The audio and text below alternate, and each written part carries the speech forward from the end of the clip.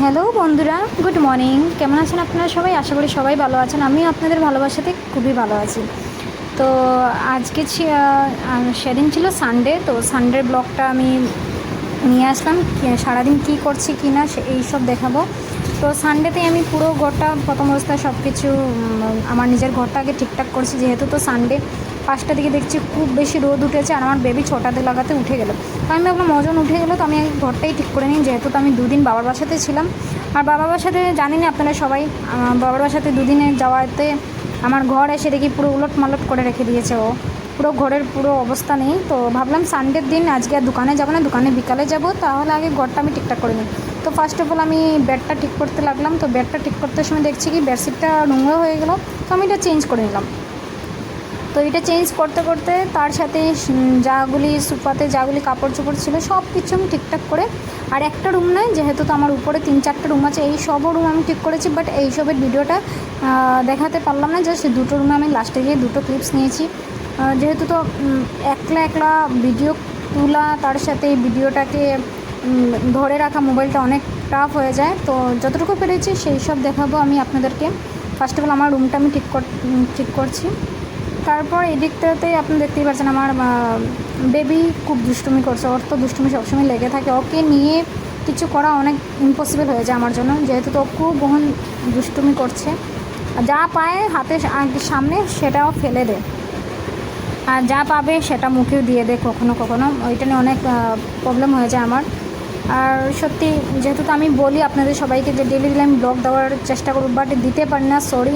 যেহেতু তো ব্লগ করে এডিট করা অনেক প্রবলেম হয়ে যায়, খুবই বেশি প্রবলেম হয় এটাকে এডিট করা, তারপরে লাইভ করা, তারপরে ঘর সংসারে কাজ করে বেবিকে সামলে, তারপরে স্টুডিওতে গিয়ে অনেক প্রবলেম হয়, তার জন্য সরি। বাট আপনারা যদি আমাকে ভালোবাসা দেন, প্লিজ আমাকে শেয়ার করেন, আমাকে একটু ভালোবাসা দেন, আমাকে উৎসাহ জাগেন, আমাকে সাপোর্ট করেন, তাহলে আমি নতুন নতুন ব্লগ আপনাদের কাছে নিয়ে আসবো। আপনাদের সাপোর্ট আমি চাই প্লিজ, যেহেতু তো আমার নতুন চ্যানেল, নতুন সব কিছু, প্লিজ আপনারা আমাকে সাপোর্ট করবেন। এই যে আমার বিছনাটা আটানো হয়ে গেল, দেখতে পাচ্ছেন পুরো ঠিকঠাক করে নিয়েছি। তারপরে এই কাপড়গুলো আমি ঠিকঠাক করে রেডি করে বাঞ্চ করে রাখছি, আপনারা দেখতেই পাচ্ছেন। প্লিজ আপনারা যদি আমার ভিডিওটা ভালো লাগে, প্লিজ আমার ভিডিওটাকে একটু শেয়ার করবেন, একটু কমেন্ট করবেন, ভালোবাসা দিবেন প্লিজ। ভালোবাসা দিলে দেখবেন আমাদের মনে উৎসাহ জাগবে, আমার মনে উৎসাহ জাগবে, যাতে আমি আগামীতে আরও নিউ নিউ ব্লগ নিয়ে ভিডিও নিয়ে আপনাদের কাছে আসি। আপনাদের ভালোবাসাতেই তো আমরা সাপোর্ট পাবো না, আপনাদের ভালোবাসাতেই তো আমরা আরও উৎসাহ পাবো। প্লিজ আপনারা একটু আমাকে সাপোর্ট করবেন, আর আমার ভিডিওটাকে প্লিজ একটু শেয়ার করে দেবেন। তারপর এই যে দেখেন আমার ঘরটা এখানে বিছনাটা আমি ঠিকঠাক করছি।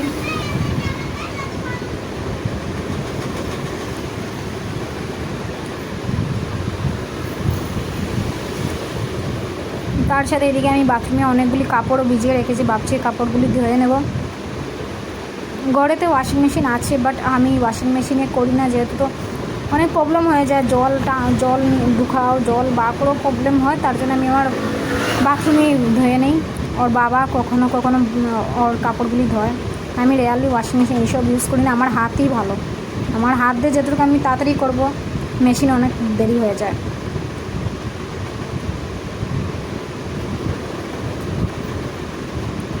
আর বিছানার বালিশের কাভারটা, পিলো কাভার আমি আর চেঞ্জ করলাম না, যেহেতু তো সামনে আমাদের বাসাতে একটা ফাংশন মানে কি এই বলে না, আমার শাশুড়িমা মারা গেলেন, তো অগাস্টে ওনার 1 ইয়ার কমপ্লিট হবে। তো সেই দিনটায় কি বৈষ্ণব সেবা এইসব থাকবে, তো তখন আবার সব কিছু ধুতে হবে। আপনারা তো জানেন বাঙালি, কিছু একটা প্রোগ্রাম লাগলেই সব কিছু ধুতে হয়, সব কাপড় চোপড় সব কিছু ধুলাই করতে হয়। তো তার জন্য আমি ভাবলাম যে না, এখন আর কাভারগুলি আর লাগাবো না, যা কাভার আছে তাই চলে যাক, কয়েকদিন আর বাকি আছে, অগাস্ট তো এসে ঢুকেই যাচ্ছে। তো কাভারগুলি ভালো ছিল, কোনো নোংরা হয়নি, তার জন্য কাভারটা চেঞ্জ করলাম না, নাহলে বেডশিটটাও হোয়াইট, কাভারটাও হোয়াইট ছিল, আর আমার বেবি তো খুব বেশি সব কিছু নোংরা করে না, তার জন্য কাভারটা চেঞ্জ করলাম না। কাভার না চেঞ্জ করে আমি সব কিছু ইয়ে করছি, বিছনাটা গুছিয়ে নিলাম।